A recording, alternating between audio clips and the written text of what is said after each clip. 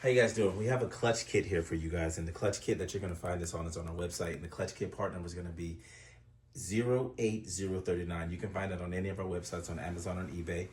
So you're going to find this clutch kit here, and the vehicle application that this is for is going to be the 2004 to 2006 Acura Type S 3.2 and the 2003 to 2007 Honda Accord 3.0. Now I'm just going to quickly go over the parts that you guys are seeing here. So this here is going to be our flywheels, and then we have the disc pressure plates all here laid out for you guys, but I'm gonna go over the details on why this kit is so important and is unique in its own way.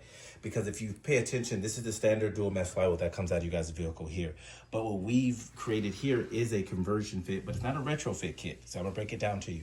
This is gonna come in, but you can use our kit, which is the FX kit, with this flywheel and all the flywheels you see here. But let's say you have a stock kit and you have this flywheel and you wanna use our kit to save money, you can.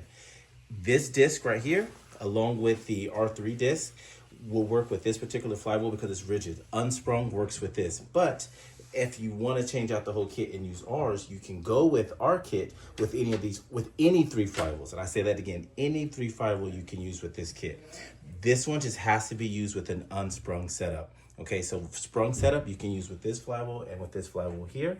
If you're coming in with your stock unsprung setup here like we have in the R4, this flywheel would need to be used. Any questions or comments, let us know down below. And actually, we have a R4 disc. Oh yeah, the R4. Yeah. We also have So R4. we have the 6-puck or in rigid style. Yes, we do. So this is the rigid original style, and then these are the conversion styles. Okay. All right. Thank you, guys. Okay. Thank you.